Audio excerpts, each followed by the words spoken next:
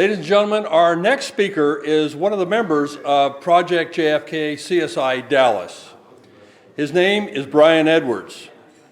And before we get into his bio, or at least the end of his bio, he appeared in Oliver Stone's latest 4-hour work documentary, JFK Destiny Betrayed. How many of you have seen that? If you haven't seen it, you really need to see it. And if you do see it, you'll see a lot of Brian because they referred on his knowledge a lot. And I'm going to give you a little bit of his background. Brian has been researching the JFK assassination since 1969 and has interviewed many of the Dealey Plaza eyewitnesses, Dallas police and sheriff's officers, Parkland doctors, and medical personnel who were on duty at Bethesda Medical Center. He holds a master's degree in criminal justice from Washburn University and served as an adjunct instructor in Washburn's Criminal Justice Department from 1994 to 2003. From 1978 to 2001, he served with distinction as a police officer with the Lawrence, Kansas Police Department. His research on the Zapruder film has been cited in several books, including Assassination Science, Murder in Dealey Plaza, the Zapruder Film and the Hoax of the Century, and he is co-author of Behind the Fence Line, the eyewitness account of Ed Hoffman and the murder of President John F. Kennedy. He is currently collaborating with first-generation researcher J. Gary Shaw on a new book.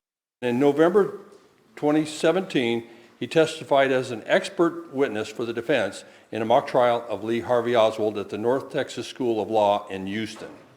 Ladies and gentlemen, please help me welcome Brian Edwards.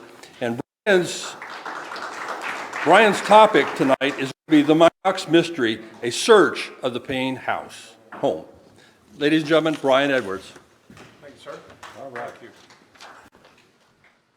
Well, anyway, while David's working on that, on behalf of JFK Historical Group and Project JFK, I wanted to be one of the folks to, it's on that thread.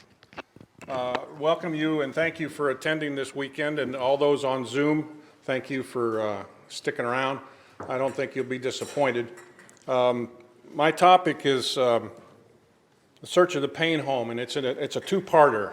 We're going to talk about the search, what they found, what they didn't find, and then the second part will be the Minox camera. Hopefully, by now, everybody in this room knows what a Minox camera is. It's a little small, it's not a spy camera, it's just a sub-miniature camera used to take look at documents.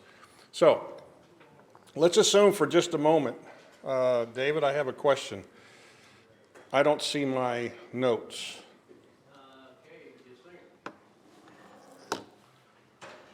Let's assume for a moment, the next 45 minutes, that you are all Dallas homicide detectives.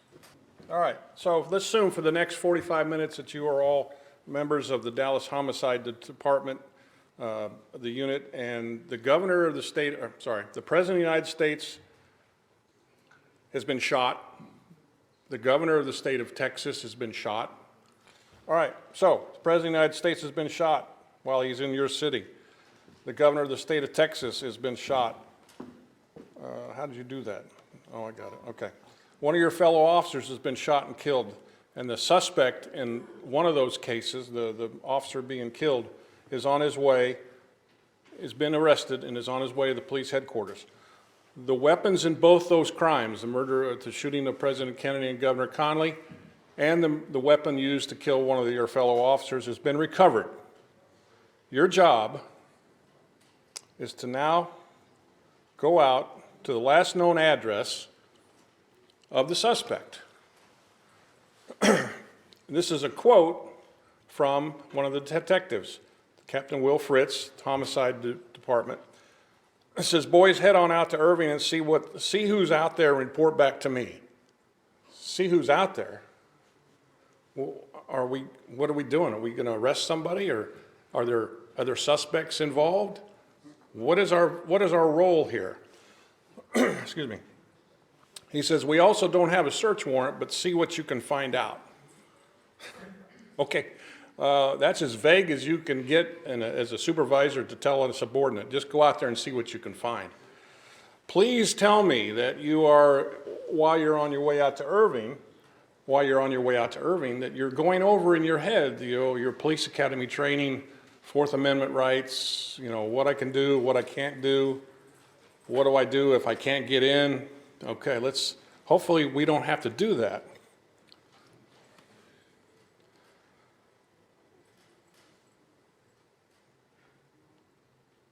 You might want to review Fourth Amendment to the United States Constitution, the right of the people to be secure in their papers, places, and things, unless a warrant is issued. The Plain View Doctrine says the law enforcement officer may search a place without a warrant if that officer has a right to be there. If evidence of criminal activity or the instruments of a crime is in plain view, you may seize it. Well, your orders, remember, are just to see who's out there. Are you going to search? If you are, what am I going to search for? What am I looking for? You've already recovered the weapon's been recovered, and the suspect's been arrested. What are we going to look for? Anybody have an idea of what we're going to look for out there? What could we possibly look for? We're going to look for another body? We're going to look for an accomplice? We're going to look for further evidence of the crime? Nobody told these officers, the detectives, what to look for. Any evidence seized illegally cannot be used in court.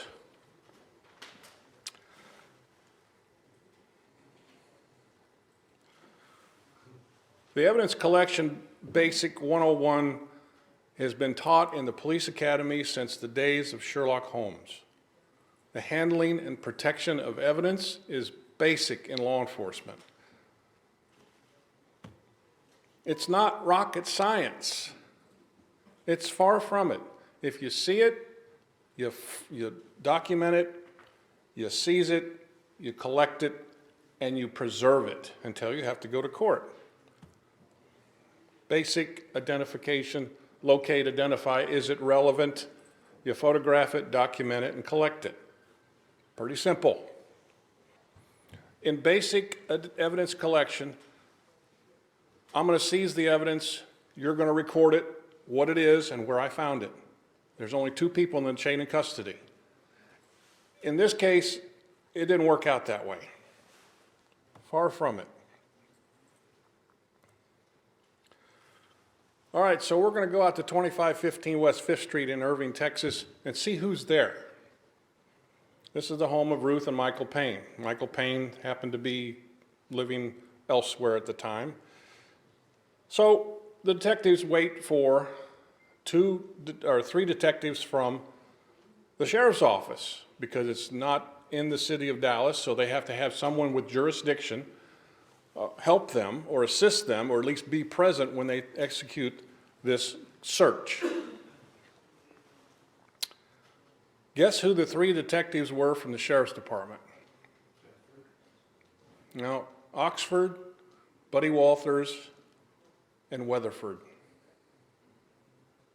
The name Weatherford ring a bell? Yeah, he's a player. My question would be, when we get there, what if nobody's home? How do we get in? The boss said, see who's there. If nobody's there, what do we do? Well, none of the testimony of these 6 detectives ever mentioned being apprehensive about walking up to the front door. If it was me, from a tactical standpoint, I'm going to surround the house, watch it for a little while and see if anybody comes and goes. If nobody is coming or going, I'll approach cautiously, knock on the door, and see what we can do. These guys said that they looked in the window before they knocked on the door, and Marina and Ruth Paine were watching TV, and the kids were crawling around on the floor. They figured, oh, it must be safe. So they knock on the door. The Stovall's testimony, Richard Stovall, this detective, the lead detective in the Dallas police homicide, he's in charge of the search. He says, we told her we wanted to search the house. We explained to her we did not have a search warrant And she said that won't be necessary for us to come on in. Okay, now we have consent. That's good. You can give consent to have your house searched. However, if you have a room in the house that is rented by a third party, not a family member, and they have a reasonable expectation of privacy, you cannot give consent to search that room. So in this case, Marina and Lee shared a room in Ruth Paine's house. That's off limits. They cannot search that. Legally, they cannot search that. Case law, pretty specific. Katz versus United States.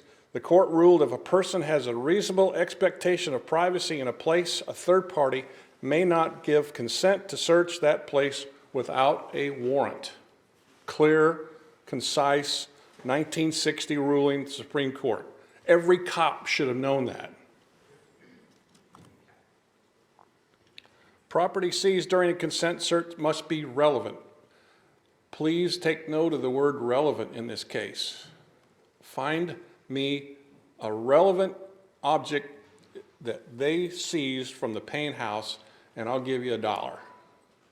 There are 5 pages of the report, which I'll show you.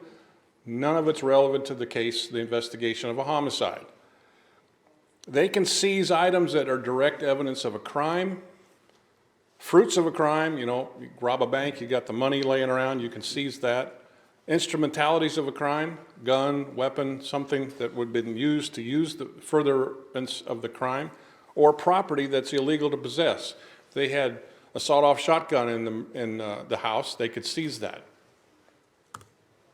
All right, so here's a few photographs of the Paine home. That's fair game. It's common area. They can search that if it's in plain view. They can't move anything. But if it's something laying on top of the sofa or on the washer and dryer in the kitchen or on a chair, if it's illegal to possess or if it's fruits of a crime or instrumentalities of a crime, they can seize it legally. Are you all with me so far? What you can and cannot do is move furniture. You can't look in drawers. You can't search people. You have to have a relevant, you have to have a cause. Why are we searching? Marina and Lee's bedroom was right off the front door, and that's where Stovall went. Very first room he said. His testimony is laughable as far as someone in authority. Stovall says, so we went into the house and started to search. The part I searched was the front bedroom where Marina Oswald was staying. Hold on there, Sparky. You can't go in there. Unless you walk by the door and see a shotgun or money or evidence of a crime, you can't even go in that room. Even if it's in plain view, you cannot go in there. I can't stress that enough. You have no legal right to search Marina and Lee's bedroom. Can't do it. Do not enter. If you see something or you suspect something, you have probable cause that there's something in there, go apply for a search warrant. Leave an officer there to secure it, to secure the house, secure the people, go get a search warrant. Detectives testify, this is the garage of the Paine home. Detectives testified they did a limited search of the garage on the 22nd. While they were searching, Michael Paine showed up to help. I put that in quotes, to help. After approximately 2.5 hours, and this is all from the testimony of Rose and Stovall, after approximately 2.5 hours of searching the house and the garage,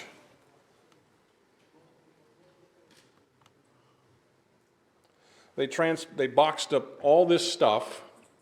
They transported Marina, Ruth, the children, and Michael Paine down to the police station. They took the evidence they collected, or whatever they collected, property basically, and they put it in an interview room. No testimony was ever, that I could find, of those detectives who were there, said, yeah, we locked it in a secure build room or whatever. They just said, we put it in an interview room. Well, anybody could walk in there and drop something in there or take something. The evidence is not secured. So the chain of evidence is broken. None of the detectives mentioned anything about leaving somebody there. Hey, we found some stuff that's irrelevant to the case. We're going to go to a search warrant. You stay here and we'll be right back. Nobody did that. On Saturday, the 23rd of November, oh, let me back up. I forgot. When you recover a piece of evidence, you indicate on a report or a legal pad or something that says, hey, I found this in this location, and this happened to have a serial number. Or it didn't have a serial number. They did not do that. On Saturday the 23rd, Stovall and Rose go see Judge Brown and apply for a search warrant. Judge Brown will be the presiding judge on the Jack Ruby trial. There has to be an affidavit sworn by Rose and Stovall that says, Your Honor, we were at this place legally yesterday, and we found this, this, and this. We believe it's fruits of a crime or instruments of a crime or proceeds or illegal. We need a search warrant. That affidavit is a sworn legal document that should be with the search warrant. Because when you show up at the house, and I was involved in multiple search warrants, when you show up at the house, not only do you give them the person who lives there that piece of paper, say, here's the legal reason we're searching your house, and here's a copy of the search warrant. There is no affidavit in the files of the Dallas Police Department for this search warrant. So I can imagine they went up to Judge Brown and says, Judge, hey, we went out there, we found some bad stuff. We really need to get it. Signed off on it. I'll show you the search warrant. Laughable. Legal requirements of a search warrant are the affidavit must be submitted to the court. It must be returned to the court.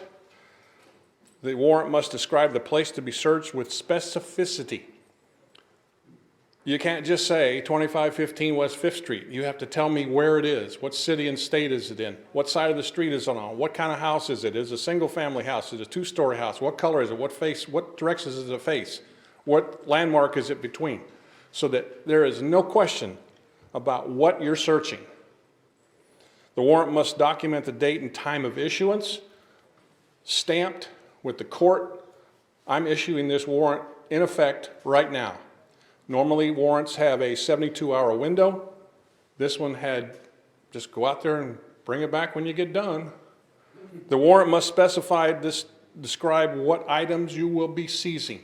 What did you see out there on your first trip that leads you to believe that that's illegal or a part of the crime investigation that's relevant to your case that you believe needs to be seized?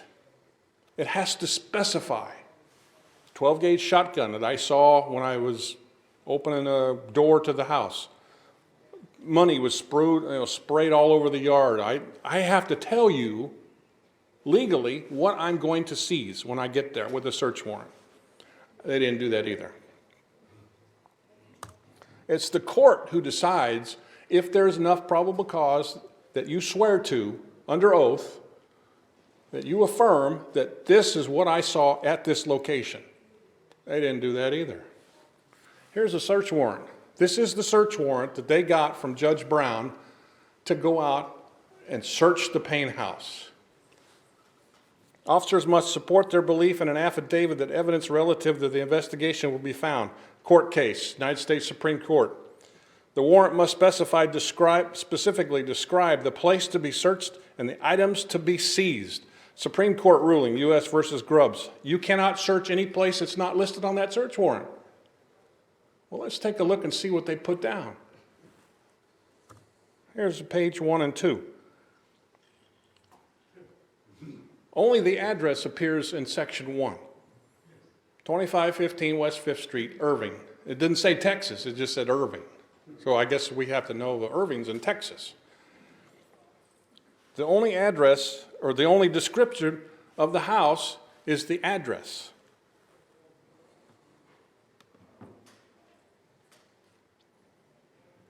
It's a private residence. Oh, here we go.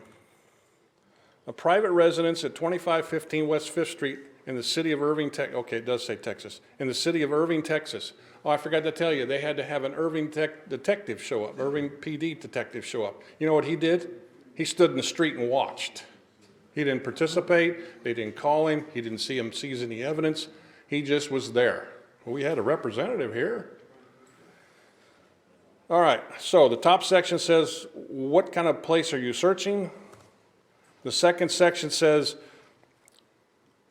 it says, and the being under the premises under the control of and charge of, and only Ruth Paine's name appears there.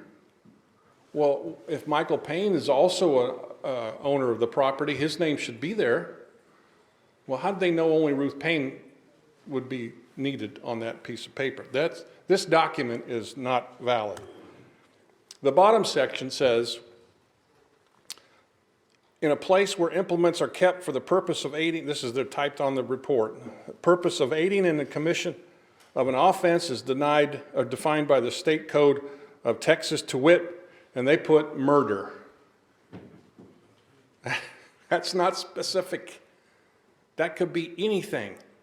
It has to specify what you're searching for and why you're asking for a search warrant. So 1 o'clock, search warrant gets executed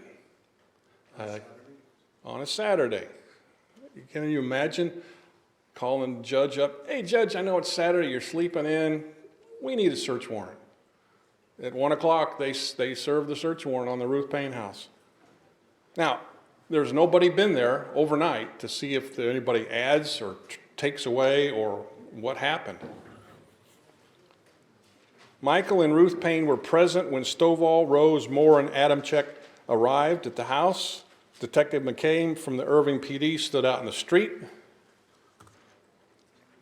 They went to the garage. That was their main focus, the garage. It didn't say anything on the search warrant, what we're going to be searching, where we're going to be looking. We're just going to search in the garage. That's from the testimony of the two detectives. The garage was the main focus of our search. Stovall testified they worked in the garage for about 2 hours. The reason they wanted to get a search warrant, according to Stovall and Rose, is we were pretty limited on how long we could stay there the first day. You got someplace to go, you got all day. You got a consent search and you can stay there until the owner of the property says, you know, I think you guys been here long enough, you need to go. They had all day if they wanted to search the first day. On the second day with a search warrant, they spent about 2.5 hours in the garage. According to the Stovall and Rose testimony to the Warren Commission, Michael and Ruth Paine pointed out some of Oswald's belongings. It probably wouldn't have been too hard to figure out, you know, but they helped. They helped the police search. And here's the funny part of that whole search day. After they tell the detectives, you go ahead and search what you want to do, we're going to go. So Michael and Ruth Paine get in their car and take off, leaving the detectives unferreted access to their house. Folks, if that ever happens to your house, you stay there with the cops. Make sure they're not going to plant stuff.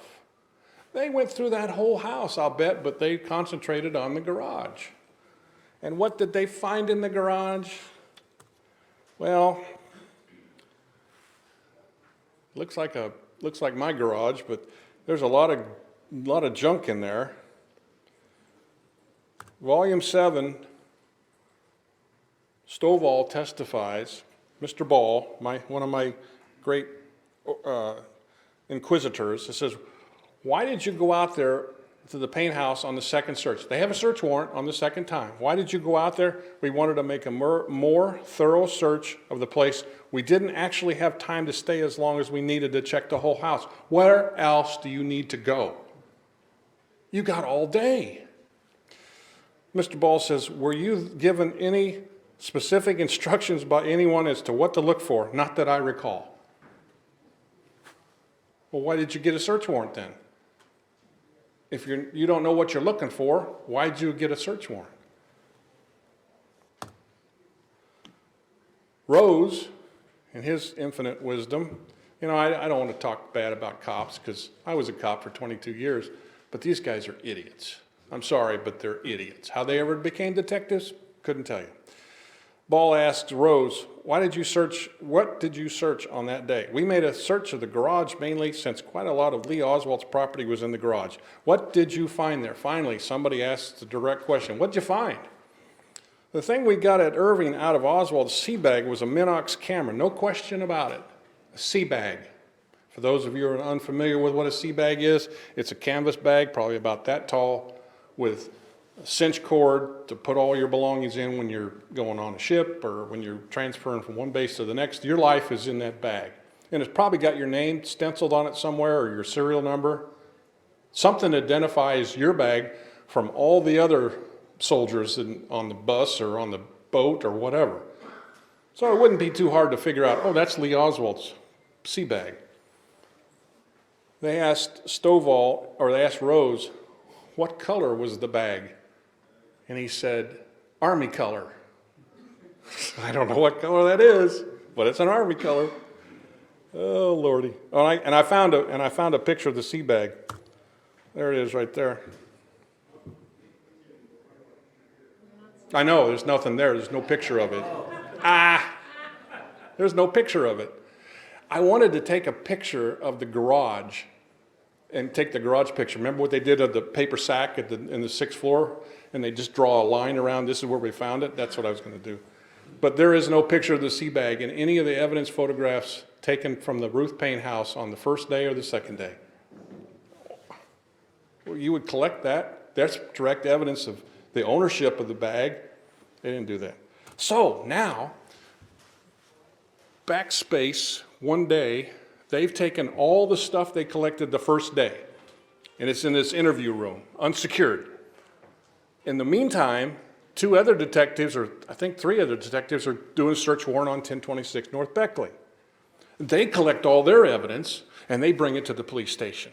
Now, we've got the search warrant booty, and we put all that in a box, or boxes. We take that to the police station, and we put it in the interview room. So now there's a room full of evidence, or items of property belonging to who knows who, and now we're going to sit down and we're going to go through it. Rose, Stovall, Adam checked. The 2 detectives, Senkel and the other, I can't remember the other detective that did the search warrant on Beckley. Now they're in a room and they're looking at all this stuff. And I know the storyline is, hey, did you guys find anything out there? Yeah, we found this. Where'd you find it? Well, hell, I don't remember. I don't remember where I found that. Where'd you find it? I thought you found it. No chain of evidence.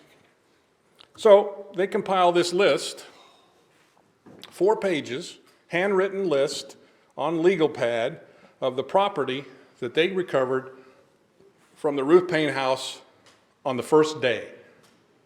Search warrant hasn't been, we're not talking about that yet. These are the 4 pages. What I found interesting is looking at this is that 2 of the pages are written in block letters with black ink, and the other 2 pages are written in blue ink with cursive lettering. Does that suggest that there are 2 people writing these things out? Yeah, they're different handwriting, obviously. There's 2 different officers inventorying this property. One of the interesting little pieces of items that they recovered was a small German camera on a chain with film. Now, I don't know how inquisitive you all would be, but the Minox camera is about the size of this remote. I cannot for the life of me imagine picking that up and go, oh, wow, it says Minox on it. Write that down, Charlie. Minox, M-I-N-O-X. They didn't turn it over. They didn't look at it. They just saw it and said, small German camera. How do you know it's a German camera if you didn't turn it over? It says Minox right there on the bottom of the plate. How do you know what it is? Here's the camera. It's not the camera, but it's a Minox 3. Right on the bottom of the plate, it's stamped by the manufacturer, Minox. There's no question about what that is. Now, In 1963, Dallas cops probably haven't seen a Minox camera before. But if you turn it over, there's a little lens and there's a dial on top. I'll show you a better picture of it in just a second. They got to know what that is. They know it's a camera because they wrote it down. One small German camera. 77 items. Then they type it out. They have one of their secretaries type out all the evidence that they recovered on these 4 pages of handwritten documents. Now we type it out, and it's on 2 pages. There's 77 items, and I went through every item on the typewritten list. It's the same on the 4 pages of handwritten list. So they didn't drop it. They transferred it all over to the same time. But there are 77 items. On the second page is another notation. It says brown case, and in parentheses it says camera on long chain. Well, I'm not the smartest guy in the world, but I'm reading there's 2 cameras with a chain, right? So where'd that one go? Was it a Minox? I don't know. There's a Minox camera with a case with a chain. The chain is attached to the camera body, not the case. The case just holds the camera. The chain is cinched through the hole in the bottom of the case. That way, when you open it up, you can just let the camera case slide down and you haven't lost it. You know, did I explain that okay?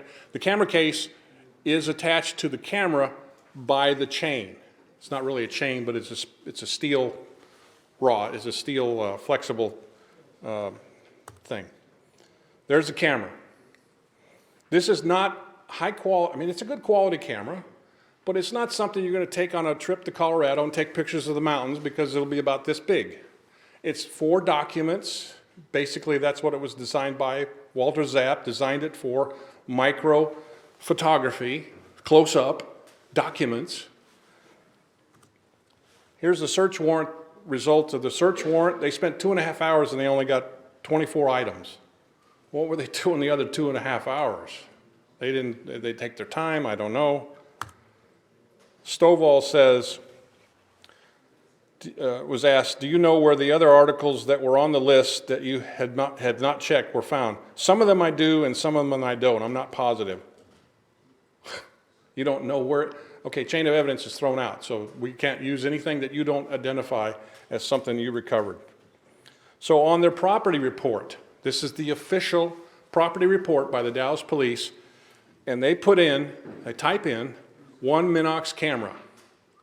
So now they know that item is a Minox camera. They don't have a serial number. Serial number's on the inside.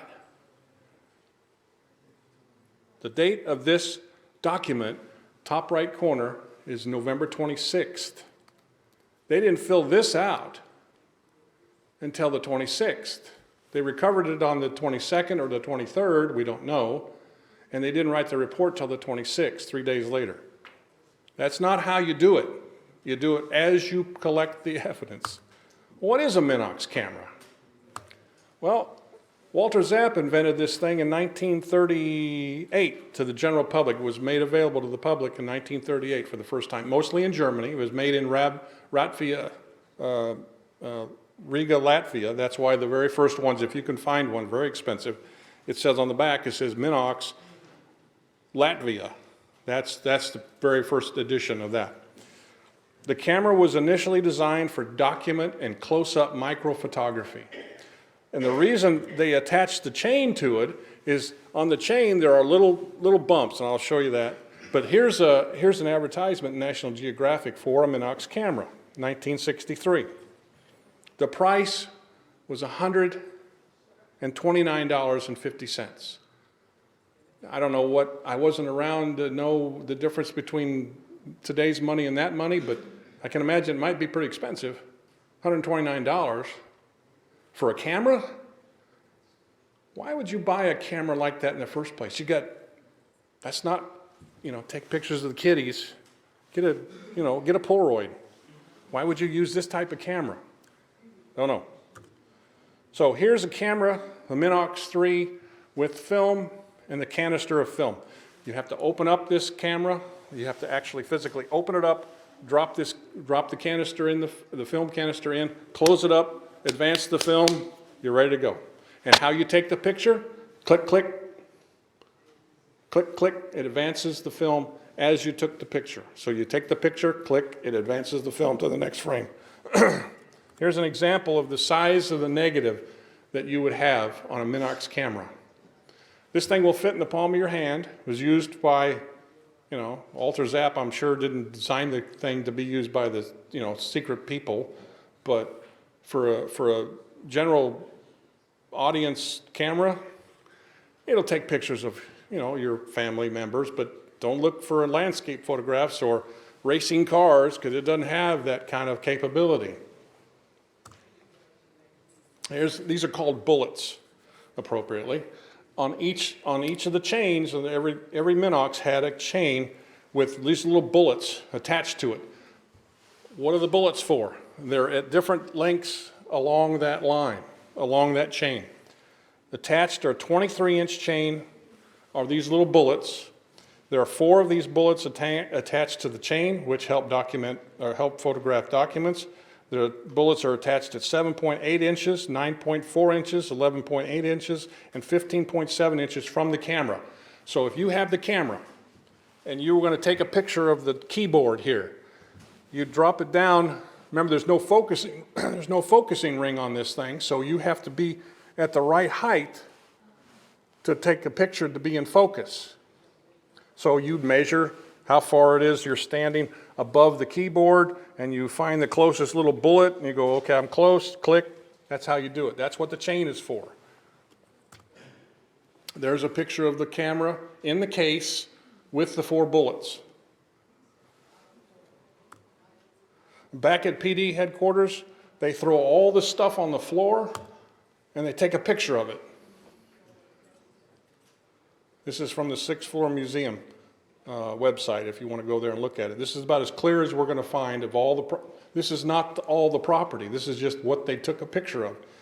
In the picture is the case for the Minox camera. It's right there. The case for the camera. The case for the camera. The case is empty. There's no Minox camera in there. How do I know that? I have a clear picture of the end of a blow up of it. You should be able to see the edge of the silver part of that camera in that case. There is no camera in that case. I still can't figure out why they collected Michael and Ruth Paine's name tag. How's that relevant? It's not. Did they do that to show that it was their house? Well, they already have a placard right in the middle that says, voluntarily given by Ruth Paine to the Dallas Police on 11/22/63, Irving, Texas. Well, that's a good way to, that's good. That's marking it. This is where we got it. But they did not find a Minox camera.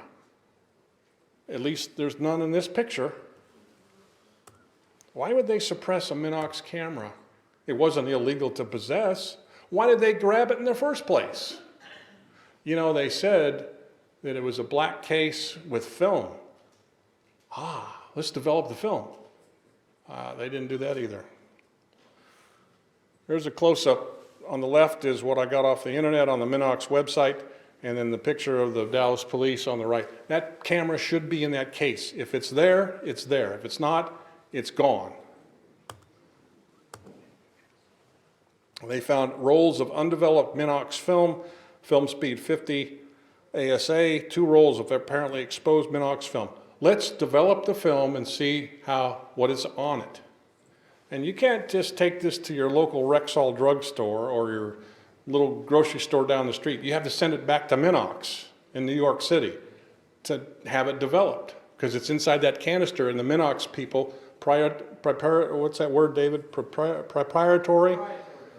They were the only ones that had the canister that could, the opener that could open that canister.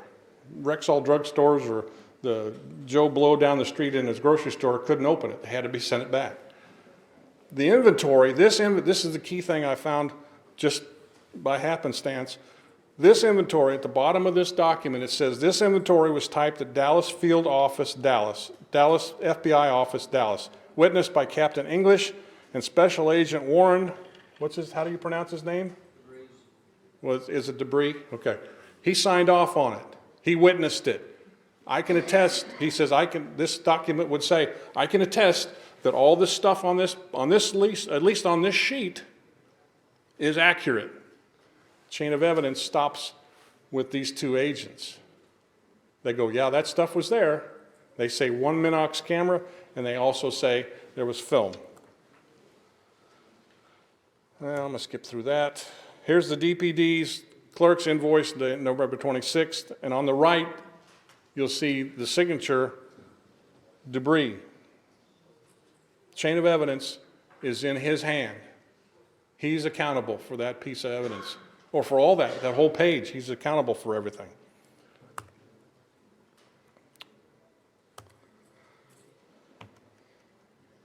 So we find a Minox, we found a Minox camera because we put it on our property report, but I don't know what happened to it.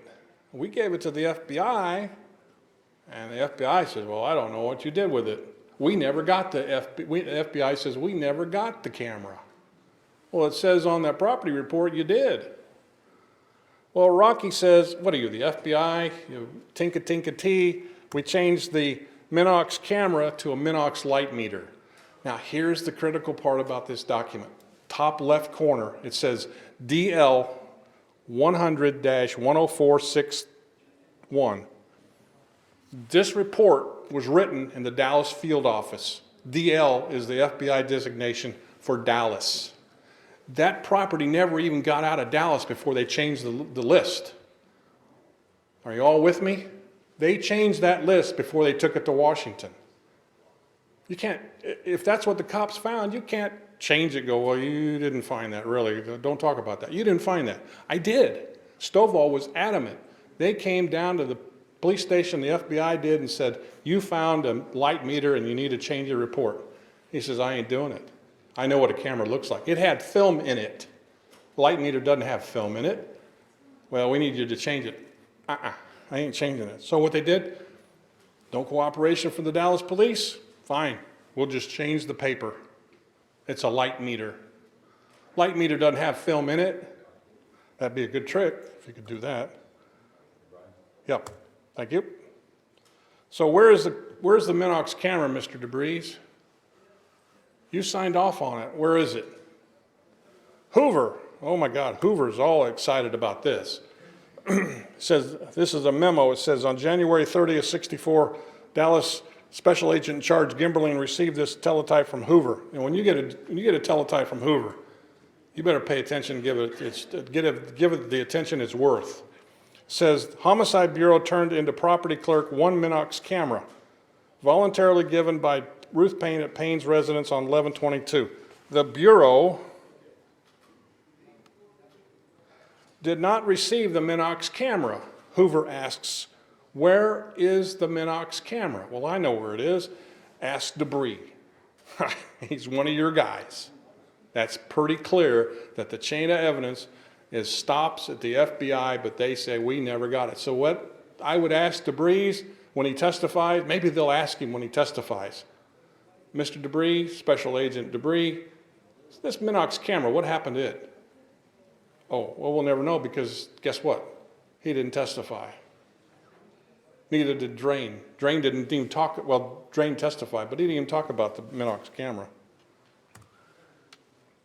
That's a light meter. That's a light meter. No question about it. January 31st, 1964. Gary Shaw's good friend Earl Goles with the Dallas Morning News writes this article. It says, on January 31st, 64, an FBI report said a Minox 3 was obtained from Ruth Paine. The FBI report claims she told them the camera belonged to her husband. Great, well, that's okay. We took it by mistake. Sorry about that. This is the FBI report on 11 of February 64. Michael Paine gave a Minox camera, no model number, with a serial number 27259. Every article that's written after this says that the Minox Camera Corporation was contacted, that 27259 doesn't exist. It does exist. It's a serial number. It's a valid serial number, 5-digit serial number. Here's a picture of the Minox in FBI headquarters, laboratory. We don't know where it was, when it was taken, who took it. We don't have a clue. Special Agent Bardwell Odom submits a report that says the Minox camera that we have in our possession. Oh, wait a minute. I thought you didn't get the camera. Did you get it or didn't you get it? Bardwell Odom submits a report, says the Minox 3 camera, that's the model, serial number 27250. Well, where is it? Oh, I don't know. Gosh, Rocky, I don't know. You want to stick with that story? You don't know? Okay, I'm almost done. Minox serial numbers, they do exist. You can go on a website. There's the website. So I took the serial number. You have to open up the camera. It's embedded, it's imprinted in the steel inside the case. It's 5 or 6 serial numbers. It's 5 or 6 numbers in a row. Serial number provided by the FBI is not a registered number according to Minox. It is a Minox serial number. There is the Minox 3 serial number 27259. But it's not for a Minox 3, it's a Minox 2. Certain serial numbers are assigned to a model, just like a VIN number on your car. But the serial number that the FBI got from Michael Paine on a camera is not a Minox 3, it's a Minox 2. That's a whole different, maybe that's the other camera that they found. We don't know because they never made a model number. Minox 3, here's the serial number starting with 31275 in the 1951, 52, 53, and 54 years. They produced 28,000 of those cameras, and the serial number ends in 59499. That's not what the FBI has. They have a Minox 2. So here's a picture of the Minox with the serial number. You can clearly see it's 5 digits. They even have Hollywood using a Minox camera. And Majesty's Secret Service, James Bond's using a camera.